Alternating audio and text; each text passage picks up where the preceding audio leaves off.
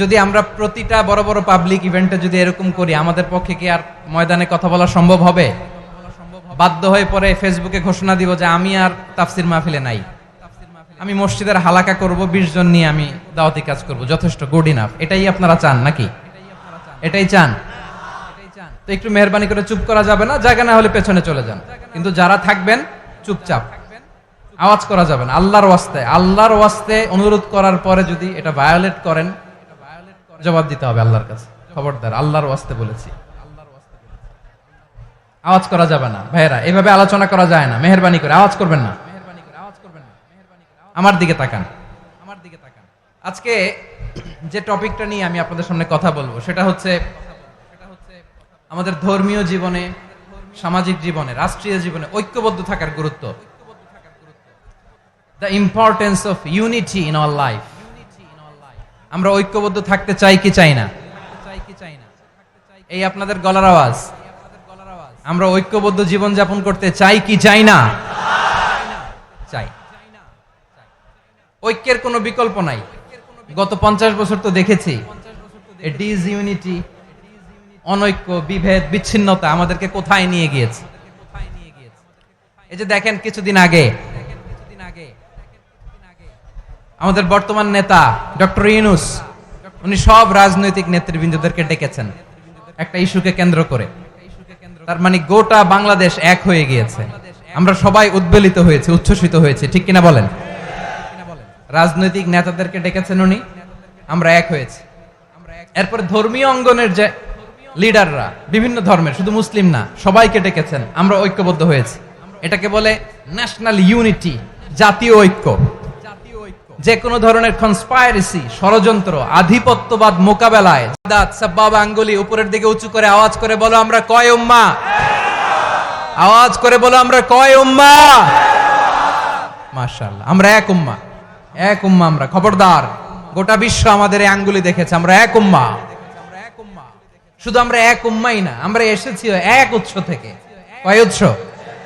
From Adam and eve, আদম এবং হাওয়া, উনার সন্তান আমরা। তার ছেলে মেয়ে থেকে, তার ছেলে মেয়ে থেকে, তার ছেলে মেয়ে থেকে আমি। তার মানে রাস্তাঘাটে এদিকে সেদিকে যাকেই দেখি সে আমাদের এই বিরাট পরিবারের কেউ না কেউ। চিল্লায় বলেন ঠিক কিনা? এই যে যারা বসে আছে, আমরা কোনো না কোনো ভাবে তো আত্মীয়, কি বলেন?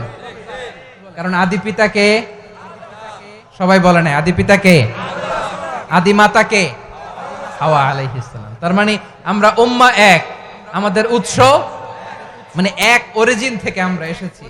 সূরাতুল হুজরাতে আল্লাহ চমৎকার ভাবে বলেছেন, এবং এই আয়াতটা দিয়ে 2022 সালে ফিফা ওয়ার্ল্ড কাপ কাতারে শুরু হয়েছে। দেখেন কাতার কি স্মার্টলি গোটা বিশ্বকে এক। খালাকনাকুম মিন যাকারিন ওয়া উনসা وجعلناكم شعوبا وقبائل لتعارفوا إن أكرمكم عند الله أتقاكم إن الله عليم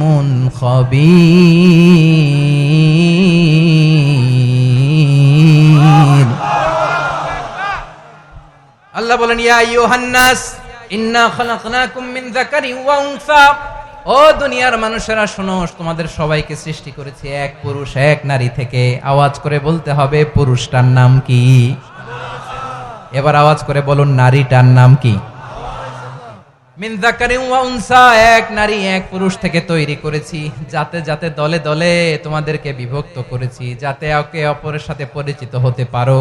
so may you interact each other. বিভিন্ন দেশে, বিভিন্ন দলে তোমাদেরকে বিভক্ত করেছে যাতে ইন্টারঅ্যাকশন হতে পারে, তাআরুফ হতে পারে।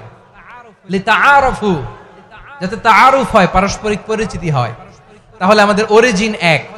এই আয়াতটা যে কত powerful. This verse addresses the entire human being. অনেক আয়াতে আল্লাহ বলে ইয়া আইয়ুহাল্লাযীনা আমানু, ওহে মুমিনরা। অনেক আয়াতে আল্লাহ বলে ওহে মুসল্লিরা, ওহে মুমিনরা, ওহে বিশ্বাসীরা। কিন্তু এখানে আল্লাহ মুমিন, মুসল্লি, আস্তিক, নাস্তিক ভেদে সবাইকে একসাথে অ্যাড্রেস করেছেন। আল্লাহ বলেছেন ইয়া আইয়ুহান নাস, ওহে মানব সকল। He addresses the entire human being regardless the colors, the races, the languages, the ethnicities, and reminded us we all from one origin. চিল্লায় বলেন আল্লাহু আকবার। আল্লাহ বলেন তোমাদের সবাইকে বানিয়েছি এক পিতা আদম, এক মাতা হাওয়া থেকে, দলে দলে গ্রামে গ্রামে ছড়িয়ে দিয়েছি যাতে করে তোমরা পরিচিত হতে পারো। আমি আল্লাহর কাছে তোমাদের কোনো ধরনের আলাদা মর্যাদার কোনো স্ট্যান্ডার্ড নাই, একটা ছাড়া। ইন্না আক্রামাকুম ইনদাল্লাহি আতকাকুম, আমার কাছে তার মর্যাদা সব চাইতে বেশি যার হৃদয়ে তাকওয়া থাকবে বেশি। আল্লাহর কাছে ধনী গরিবের পার্থক্য নাই, লম্বা খাটোতে পার্থক্য নাই, আরব অনারবে পার্থক্য নাই। এই আয়াত নাজিল করে আল্লাহ তাআলা বিভেদের দেয়াল বা প্রাচীরকে ভেঙে গুড়িয়ে দিয়েছে। সবাই সমান, আমরা সবাই সমান, কোনো পার্থক্য নাই। তাহলে আমরা এক উম্মাহ, আওয়াজ করে বলতে হবে আমরা কি? আমরা কয় উৎস থেকে এসেছি? এক উৎস। এবার আল্লাহ বললেন শুধু চাই না, বিশ্বনবী আমাদের শিখিয়ে দিলেন শুধু এক উম্মাহ না, শুধু এক উৎস না, তোমরা এক দেহ এক প্রাণ। আল্লাহু আকবার।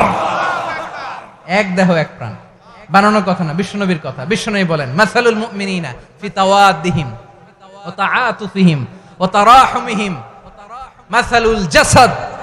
মুমিনের ভালোবাসা, সম্প্রীতি, ঔদার্যতা, এটা দৃষ্টান্ত কি? লাইক ওয়ান সিঙ্গেল বডি, একটা দেহের মতো সবাই। ইনিশতাকা মিনহু উদুন তাদাআ লাহু সাইরুল জাসাদি বিসাহরি ওয়াল হুম্মা। দেহের একটা অঙ্গ যদি ইনজুরড হয়, সারা দেহ যেমনি ব্যথা পায়, পেইন পায়, তেমনি গোটা বিশ্বের যেখানেই হোক মুসলিম আঘাত পেলে গোটা বিশ্বের সব মুসলিমের কলিজায় যে লাগে, ঠিক কি না? আরেক বর্ণনায় বিশ্বনবী বলেন আল মুসলিমুনা কা রাজুলিন ওয়াহিদ ইয়ানি জাসাদিন ওয়াহিদ। পুরো মুসলিম হচ্ছে, উম্মাহ হচ্ছে এরকম এক দেহ। ইনিশতাকা আইনু ইশতাকা কুল্লু, চোখে ব্যথা লাগলে যেমনি সারাটা দেহ ব্যথা অনুভব করে, ইনিশতাকা রাসুহু ইশতাকা কুল্লু, মাথায় ইনজুরি হলে যেমনি সারা দেহে ব্যথা লাগে, গোটা বিশ্বের যেখানেই মুসলিম ব্যথা পাক, আক্রান্ত হোক, গোটা বিশ্বের সব মুসলমানের কলিজায় লাগে, ঠিক কিনা বলেন? আচ্ছা, আপনার চোখে ব্যথা, কোথায় ব্যথা? আপনার চোখে যেহেতু ব্যথা, সারা দেহে তো খুব আরাম লাগে, তাই না?